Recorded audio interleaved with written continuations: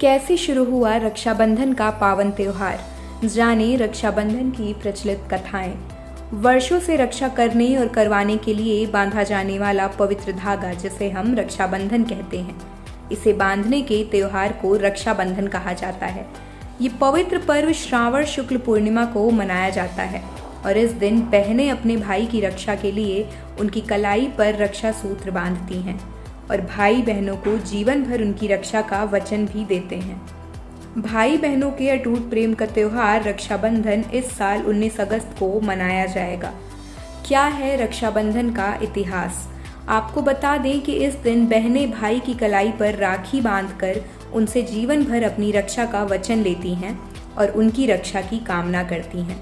वैसे तो रक्षाबंधन के त्योहार से जुड़ी कई कहानियां प्रचलित हैं, मगर हम आपको बताने जा रहे हैं रक्षाबंधन से जुड़ी हुई कुछ ऐतिहासिक और पौराणिक कहानियां, जिन्हें इस त्योहार को मनाए जाने की शुरुआत भी माना जाता है। कृष्ण और द्रौपदी की कहानी। रक्षाबंधन की सबसे पहली कहानी जो भारत में सबसे ज्यादा प्रचलित है। आपको बता दें कि महाभारत के समय एक बार भगवान कृष्ण की अंगुली में चोट लग गई थी और उसमें से खून बहने लगा था, जो देखकर द्रौपदी, जो कि कृष्ण जी की सखी भी थी, उन्होंने अपने आंचल से पल्लू फाड़कर उनकी कटी हुई उंगली में बांध दिया। धार्मिक मान्यताओं के अनुसार इसी दिन से रक्षा सूत्र या राखी बांधने की परंपरा शुरू हो गई थी। जैसा कि आप सब जानते हैं कि जब द्रौपदी का चीरहरण किया जा रहा था, तब श्री कृष्ण ने ही उनकी लाज बचाकर सबसे उनकी रक्षा की थी। युधिष्ठिर की राखी। इसके बाद राखी की एक अन्य प्रचलित कहानी है कि महाभारत के युद्ध में युधिष्ठिर ने कृष्ण से पूछा कि मैं सारे दुखों से कैसे पार पा सकता हूँ। तो कृष्ण जी कहते हैं कि तुम अपने सभी सैनिकों को रक्षा सूत्र बांधो, इससे तुम्हारी विजय पक्की है। और युधिष्ठिर ऐसा ही करते हैं और उन्हें विजय मिलती है। और ये घटना श्रावण माह की पूर्णिमा को हुई थी, इसीलिए इसे रक्षाबंधन के रूप में मनाया जाने लगा और इस दिन सैनिकों को भी राखी बांधी जाती है। राजा बलि की कहानी।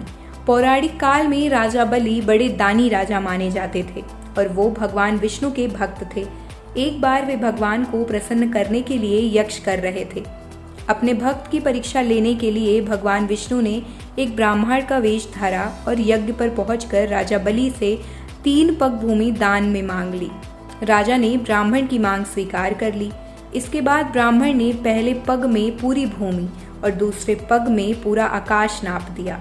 अब राजा बलि समझ गए कि भगवान उनकी परीक्षा ले रहे हैं, इसीलिए उन्होंने फौरन ब्राह्मण की तीसरा पग अपने सिर पर रख लिया और कहा कि भगवान, अब तो मेरा सब कुछ चला गया है, अब आप मेरी विनती स्वीकार करें और मेरे साथ पाताल में चलकर रहें।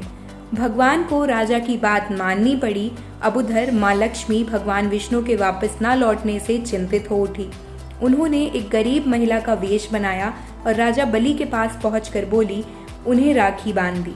राखी के बदले राजा ने कुछ भी मांग लेने को कहा। माँ लक्ष्मी फौरन अपने असली रूप में आई और राजा से अपने पति भगवान विष्णु को वापस लौटाने की मांग रख दी। इसके बाद राखी का मान रखते हुए राजा ने भगवान विष्णु को माँ लक्ष्मी के साथ वापस भेज दिया और तब से हम हर साल रक्षाबंधन का त्योहार मनाते हैं। आप देख रहे हैं सौगंध टीवी, सौगंध वतन की।